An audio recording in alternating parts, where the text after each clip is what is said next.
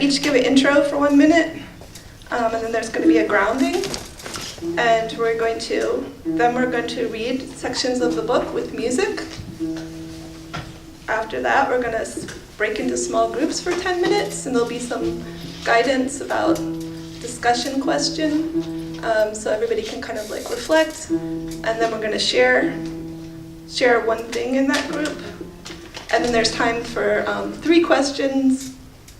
This is our plan. So the introduction, my introduction is, my name is China Martins. I'm one of the co-editors of Revolutionary Mothering. I'm 50 years old, my daughter is 28. I'm from Baltimore, Maryland. I'm really excited to be here. I've never been to LA. This is a super beautiful book, and I'm so glad we're together. Thank you.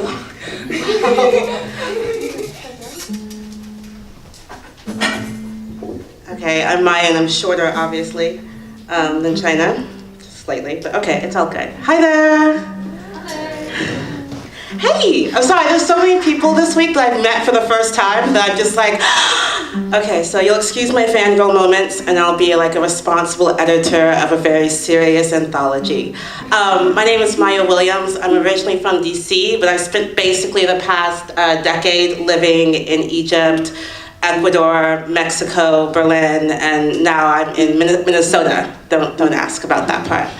And this is Revolutionary Mothering, the book. We spent about 7 years, China, Alexis Gums, who's unfortunately not here, and I working on this book, in an anthology of about 40 writers, talking about mothering, especially mothering on the margins. So mothers of color, queer mothers, single mothers, working poor mothers, immigrant mothers, and the stories that they have to share, and especially, most importantly, the ways that mothering works as a site and as a practice of creating revolutionary communities. So thank you guys all for coming, and let's see how this works out. Okay.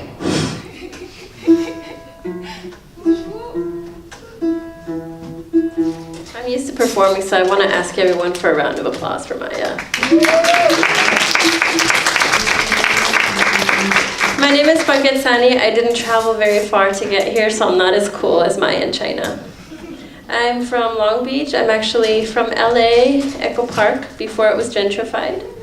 Whoop, whoop, yeah. And my association with Revolutionary Mothering is that they somehow contacted me, or I submitted a piece. I don't really know what happened, but I ended up in the book. And like I guess 2 years after initial contact with them, they hit me up and they're like, yeah, the book. And I'm like, what book? And I really didn't have any idea until I opened the book. And I just, kind of pretended, I was like, I just wing it half the time. And so I opened it up and I read it and I actually cried, and it was so sad.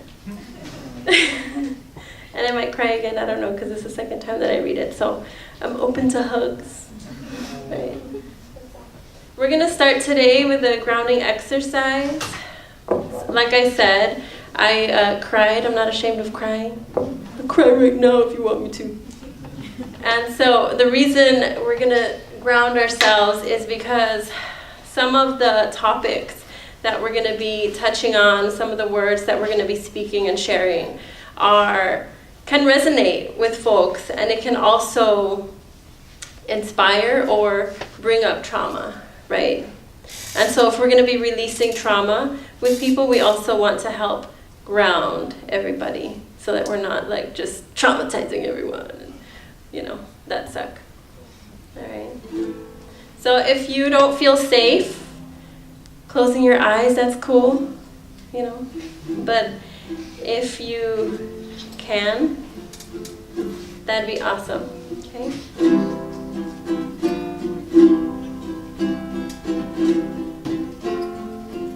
You're going to close your eyes and focus your awareness in the center of your head. And from your tailbone, you're going to visualize a cord. And that cord is going to go down into the base of this building and touch the earth.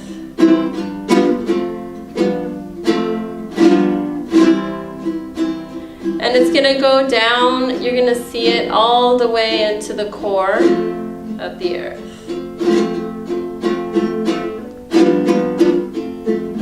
And this connection is going to keep you grounded to the earth, but it's also going to be kind of like a pipeline. Okay?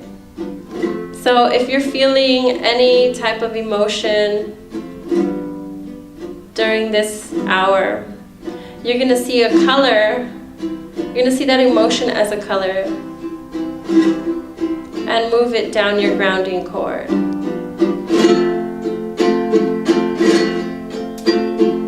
And you can practice that right now.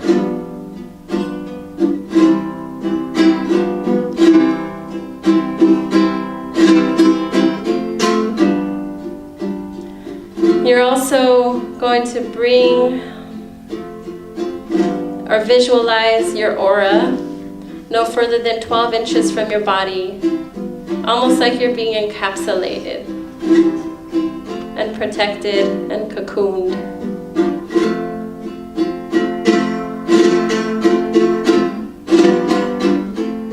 And so throughout this whole talk, you're going to remember this visualization and come back to this place, starting with focusing your awareness in the center of your heads. We're going to start with our first reading.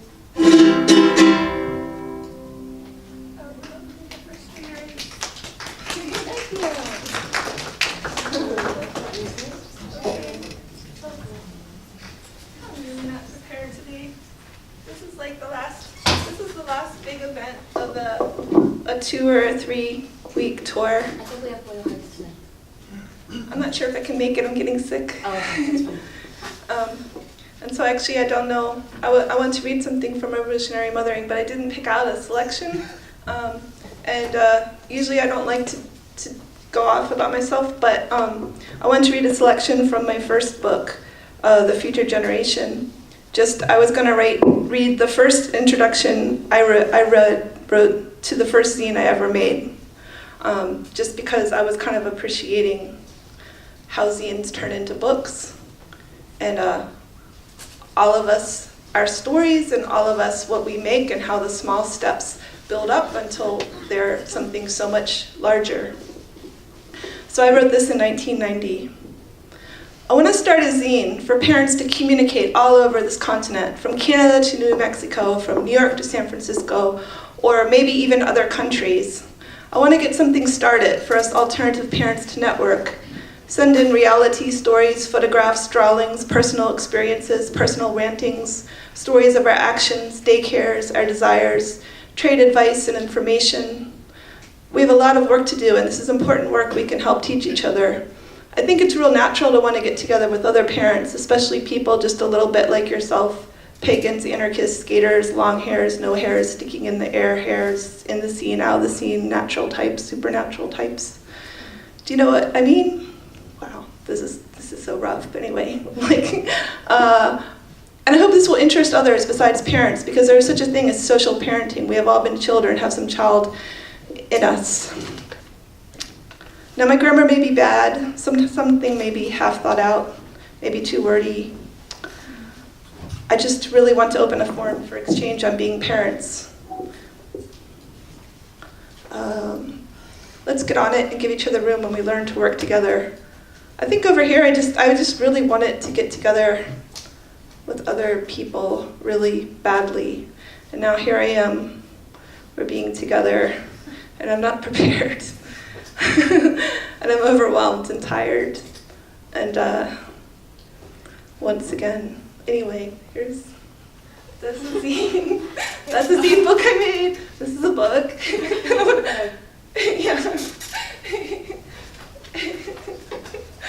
Like, I wish I could ESP. You are something else. The radical potential of the word mother comes in after the M. It's a space that other takes in our mouths when we say it. We are something else. We know it from how fearfully institutions wield social norms and try to shut us down. We know it from how we are transforming the planet with our every messy step towards making life possible.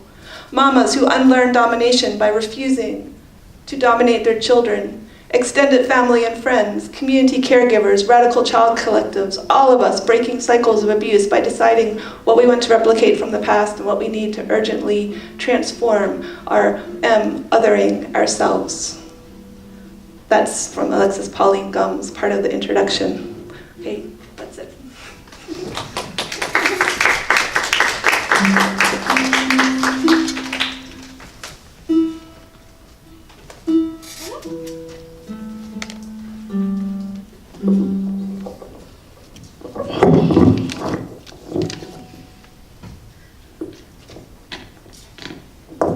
Okay, that's better. All right. Hi there again. So I'm going to do two things in 3 minutes. Let's see if I can do this as quickly as I imagine it in my head. I just actually, I was out in the high desert, actually, visiting my father's sister. And my father died in 2010. And I hadn't seen her in 20 years. I hadn't seen my father in 7 years before he died. And then I went to his gravesite, which was also incredibly one of those emotional things that you go through after 6 years of not having seen him for 13 years altogether.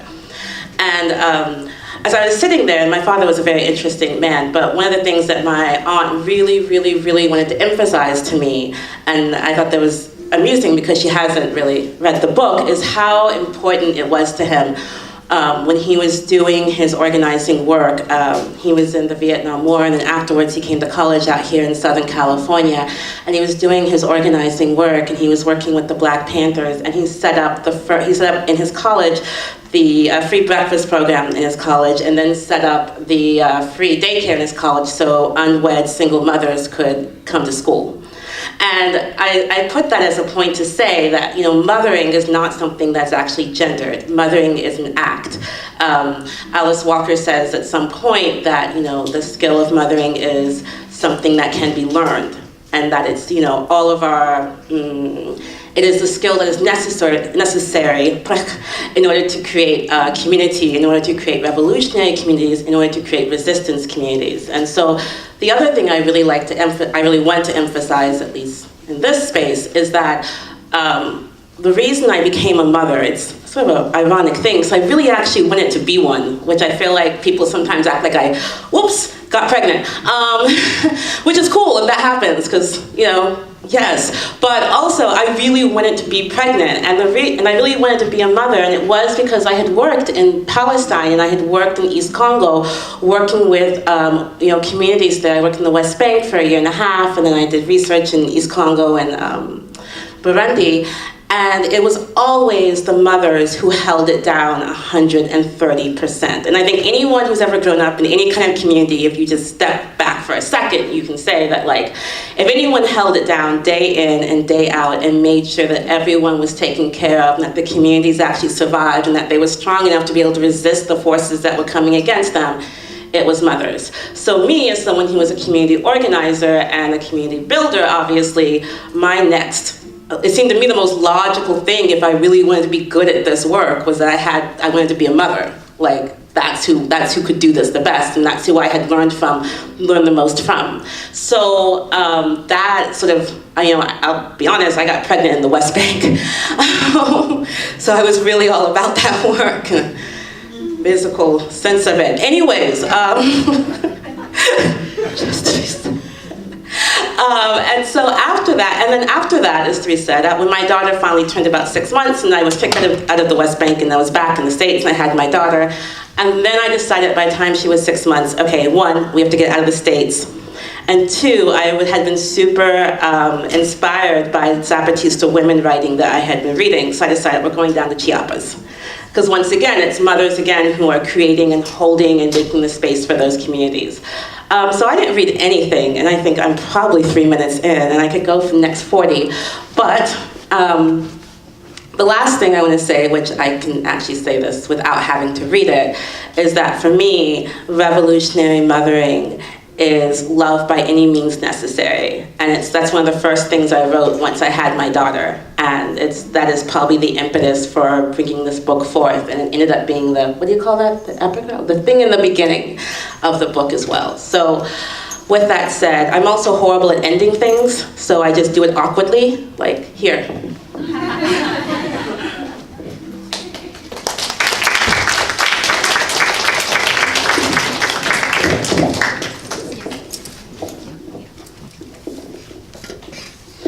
So I'm just going to go straight into the reading. Can folks hear me? Should I get closer to the mic? Are you guys recording? Oh, in case they're recording, I'll get closer.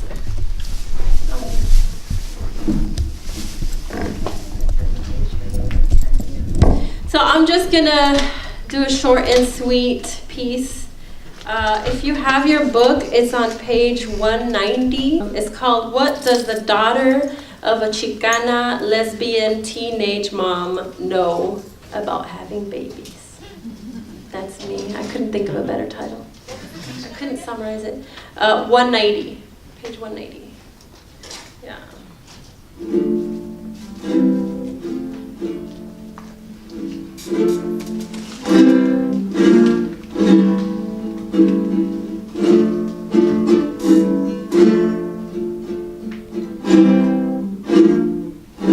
I was pulled from her canal,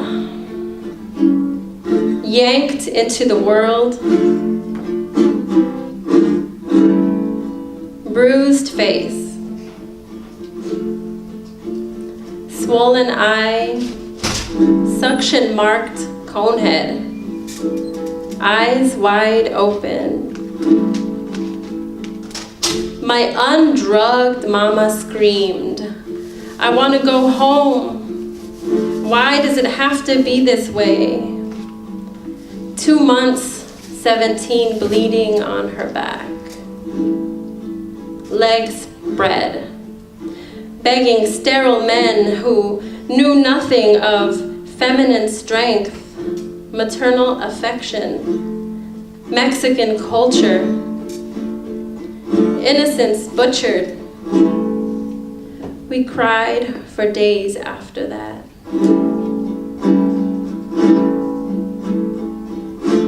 My genetic memory of fear, rage, shame, longing, loss of self-worth as a young indigenous woman rebirthed themselves as subconscious emotions manifesting themselves throughout my life journey. A grown woman now, I inherited strength, finding other ways to cry, giving birth to myself.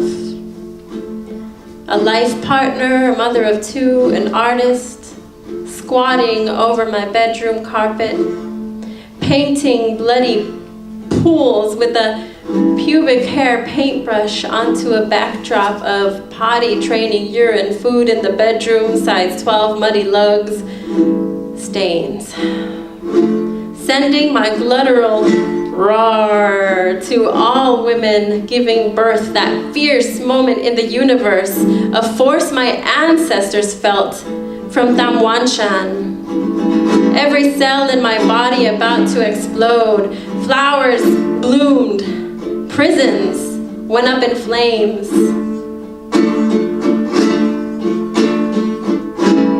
My Compton neighborhood gossiped. Either someone's giving birth or someone's getting killed in there. But no one called the cops when both happened that rainy 9:55 p.m., birthing my purple boy wrapped in an umbilical cord necklace. All alone, no doctors, no hospitals, no pharmaceuticals, no vaccines, just me. Murdering my memory of birth as a newborn, my lineage has been cut free with the snip of his cord, nourished with his suckle on my breast. Now with his warm, newborn body in my arms, nuzzled tightly against me. I want the doctor who spanked my newborn bottom, ripped my mother, cut her, ignoring her pleading, and then forgot her to look at me a woman without a degree ask and learn finally what I know about birth.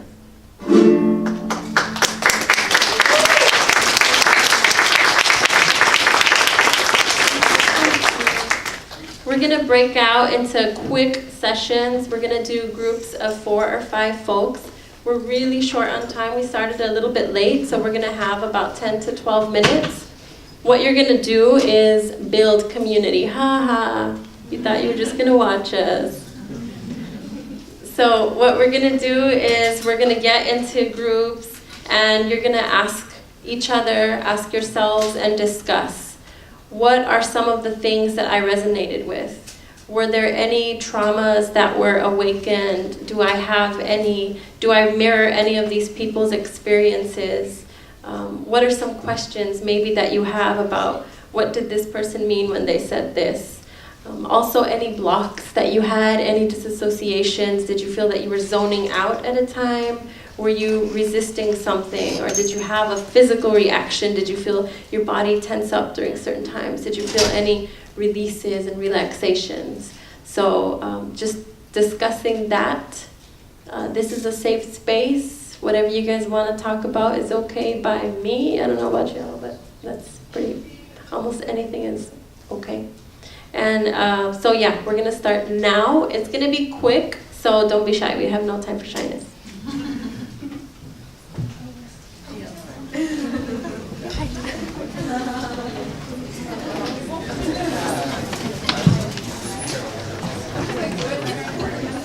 No, any order is fine.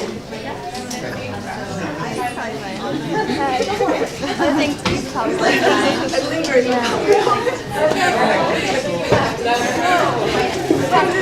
So, what do y'all want to talk about?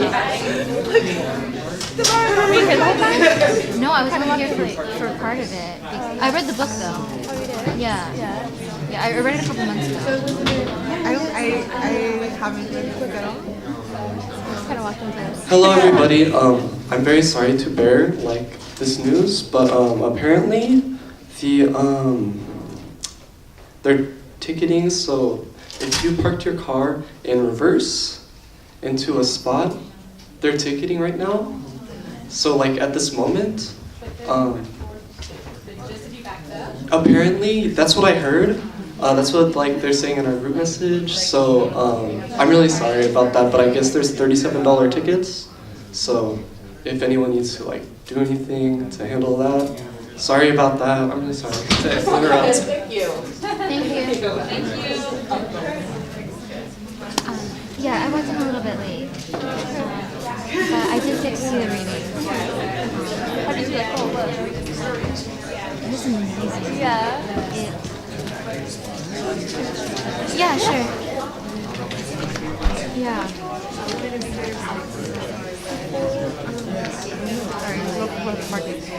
Was it for people who park reverse? I don't know what that means. I don't drive. I don't know. Reverse. The third and fourth. Yeah. Yeah, as long as, We park for all the cars we're at, so. Yeah, so. Okay. We were just talking about the book. We haven't read it. Oh, and I was just sharing that it was really, minimum was really eye-opening, but it was very, very important for me to read it because I have always wanted to be a mother, but when I was, I think it was 2021, I made the decision not to continue with I terminated pregnancy. So it was really beautiful for me to read about folks and how they see mothering as such a queer, because as a queer woman, it's such a queer and revolutionary and radical thing. And it's hard to summarize the book because it's an anthology, and all of them are coming in with their different experiences and their, but it's really hard for me to in 1 or 2 sentences. Just you have to read it if you haven't already. I think I saw it in the bookstore. Probably check it out. Yeah, absolutely. It was so beautiful.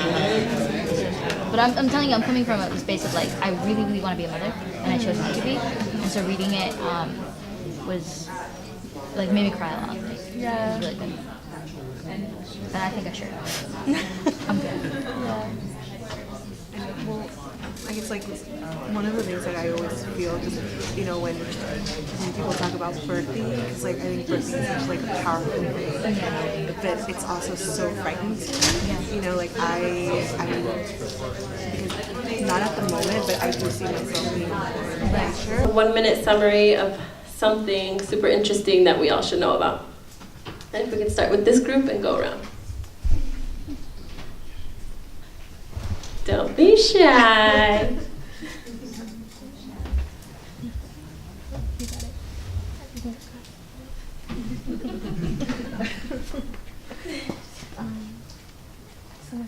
It could be like a word if you want. Well, I guess I'll just share what I talked about. I was just sharing to them how, just the act of birthing and how that's like, it's such a powerful, intense experience, and just what your body goes through, and it's just like the magnitude, right, of everything that happens, and just reflecting with how I feel, and how that's something that really scares me, and just not knowing if I'd be capable myself of going through something like that, but just I really admiring the people who do, but definitely something that I don't I don't know if I'd be able to go through that experience, and I mean, yeah. Thank you. What's your name? Patty. Patty. Thank you, Patty, for sharing.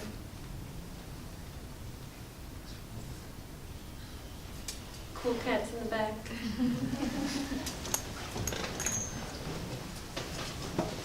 I'll just say what some names I remember. I'm Samaya. Hi, Samaya. So we were talking about violence in birth, and somebody mentioned adoption is a form of violence within that practice, and memory loss, and I thought that was fascinating and something I haven't considered much. That what was I guess to elaborate, since I said it, I was just like the violence of birth, and like it made me think of all the other potential violences of mothering, so like adoption, especially transnational adoption, but even like putting a child in a school system, right? So there's all these other like kind of violent removals and ways that happen that's outside of even the birthing process. Right?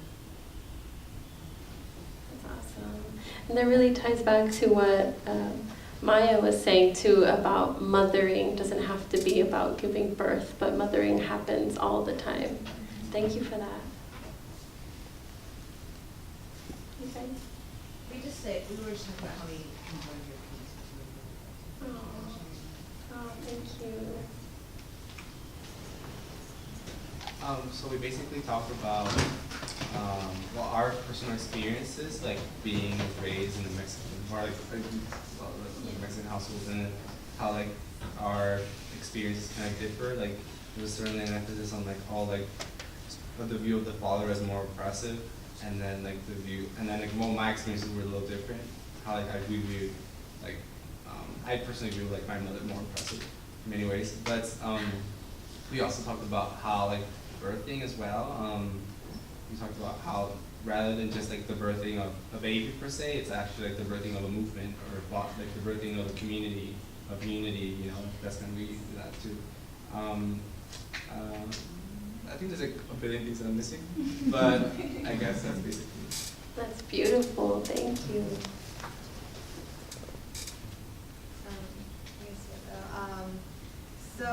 First of all, my name is Kylie, Hi.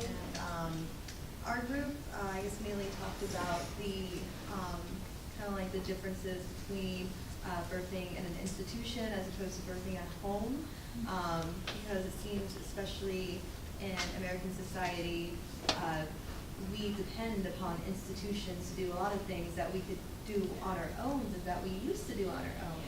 But now we rely on hospitals, we rely on schools, we rely on law enforcement to do these things that we were once able to do on our own. And also, one thing is when you're born in a hospital, you're born inside of an institution. When you're born at home, you're born within the community, within that loving environment. Awesome. It's really awesome. Thank you. Okay. My name is Andre. I go by he, him, his. We were just like really reflecting on some of the things you said right in your piece. Like we're from South Central LA, so similar to Compton, and we're talking about the intersections, right, between like someone screaming and like in pain, or giving birth and things like that. Especially when it intersects with like policing, and, the violence that creates in the community. So thank you for sharing. Thank you. Just one more? Yeah. Just Oh. kidding. Well, we just took some time just to kind of get to know each other and where we came from and stuff, and where we're coming from.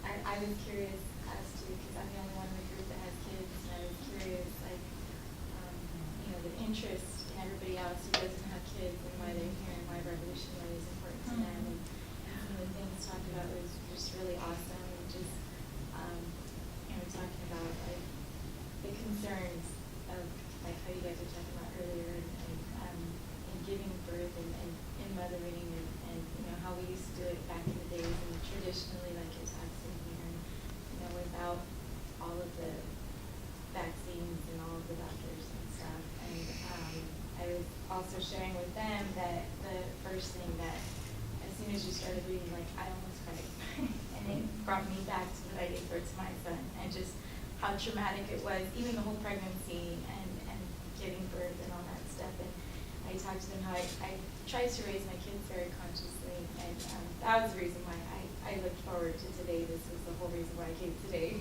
And he always asked me, what was it like, and what was it like a baby and stuff. And I literally used that exact description when I talked to him about, I told him about his cone head and his bruised eyes and his swollen eyes and his bruised face and all that stuff. And so yeah, it just brought me back to that. So thanks.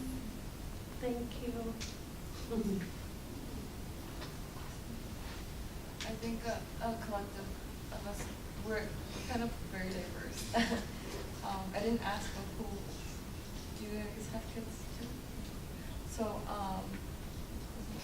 just kind of different perspectives, like taking it from like how the music was what called us, like once it stopped, it kind of just like brought us back, and then seeing how we can reclaim like what all of our ancestors at one point were able to do, and we will continue to do, which is to take back what it means to give birth, if you're a woman or if you're a partner.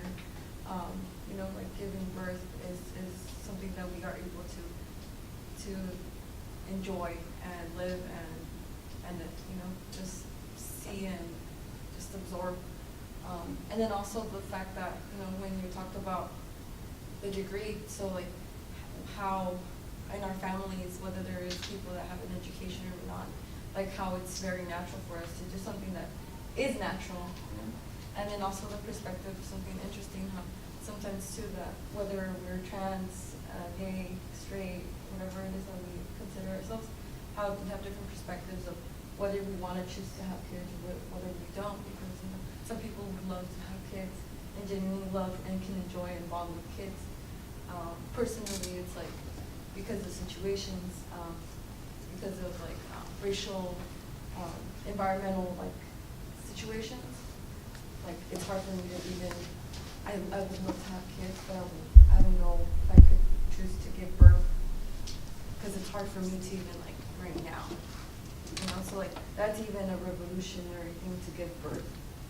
We are all seeds from our ancestors, and to be able to recognize that, and just like the beginning of your song, or like be playing before before you said your poem. I figured it as the womb, the chord. So that was just like, that was bad. Thank you.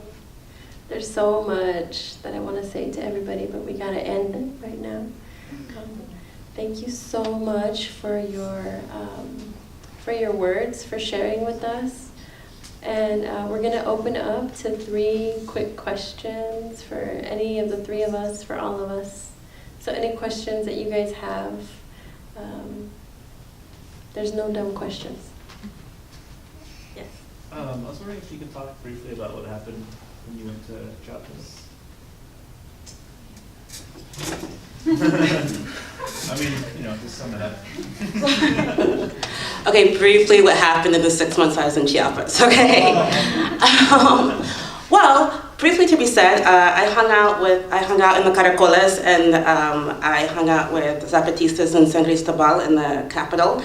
And I was there in part because I wanted to be at the Women's Encuentro that happened in 2007 and 2008. And my daughter was 9 months old, and it was really, really amazing because, and this is my only thing I'll say about it, is that there were lots of people who came, especially obviously English women from the north, and they felt relatively isolated and didn't feel like they couldn't figure out where their place was in sort of being in this sort of encuentro, because it's a really sort of an interesting space to have to navigate.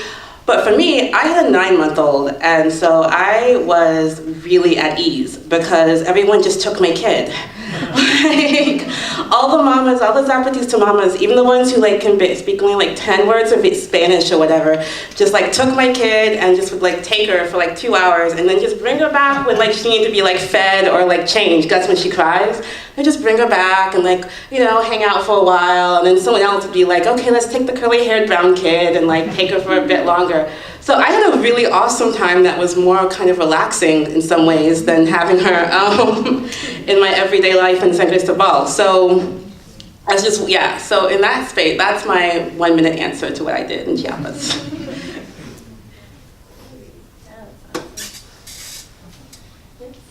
I'm just thinking in general, as you're talking about women sharing other people's children and just taking that whole community of motherhood and just feeling kind of sad that we don't really have that space a lot of the time, where there's big groups of even I don't know, I just feel we're more and more isolated, and it's hard to find those safe spaces where you can feel everybody's kind of coming and sharing that. So I guess my question would be, I assume that's where you were coming from when you started the zine that you wrote, and what have you found in your journey along the way in terms of community and community?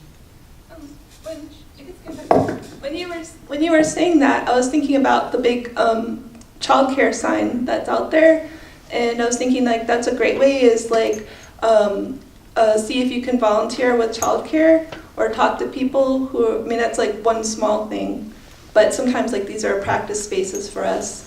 And that when we were doing radical childcare in Baltimore, it was a great way to meet different people and practice liberatory space together. And sometimes, and making that space really welcoming as an organizer, so people who could come in, just like how you could come in here for music. Sometimes people came into our space a child was teaching a button making workshop, and then you could have a 9-year-old teach you something, or just different chances to interact, because our society does divide us and isolate us by age so often. So I would say a lot, what we have to do sometimes is just really intentionally try to break those isolations. And so a small way is look for childcare, anywhere that you could volunteer or be with.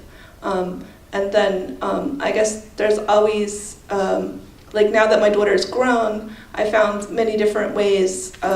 One was taking care of an elder, a 95-year-old. I really found out that she loved me and I loved her, and it was very nurturing to me. And some simple ways is sometimes smile at people. Sometimes it's, you can be really awkward, but I think people like smiles, and then just finding out that way, to build, because it's it seems so hard sometimes that first step, but then once you have some kind of little bit in, it grows just like a plant, and then it keeps growing, and then all the levels, it's so beautiful. So I guess just start with that question and then go look for multiple answers. We have time for one more. Also, go ahead. Also, because time is really limited, and I didn't want to cut the next workshop, I just want to say that we also have books here. books here for sale. They're at the PM Press table, but if you wanted to purchase one here so we could sign it. So. Does anybody have a quick question? Has to be burning. Burning question? Hot? Okay.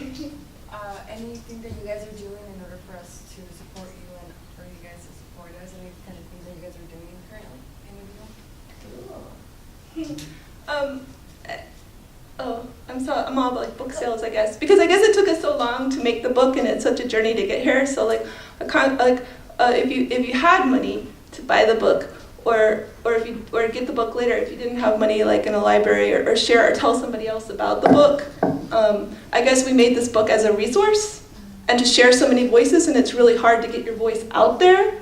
So, I mean, I guess like right now it's just like that book, like if you can help us in any way, share the book, even like one person to person conversation, you know, that would help immensely. Thank you for asking that question. Okay. Happy Mother's Day. Thank you. So yeah, like she said, you can also Google revolutionary mothering. Do you guys have like websites too? I think you can Google it, but I think it's like this bridge called myback.wordpress. I don't know our blog. I think we're confused. We're small. Hey, so you can find us on Facebook on Revolutionary Mothering, and you can also Google us at thisbridgecalledmybaby.wordpress.com. Thank you so much for coming.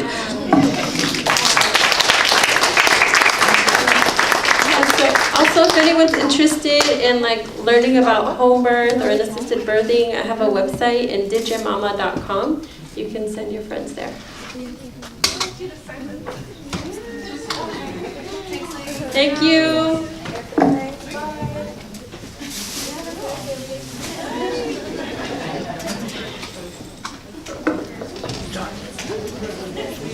I met you yesterday at the bike train.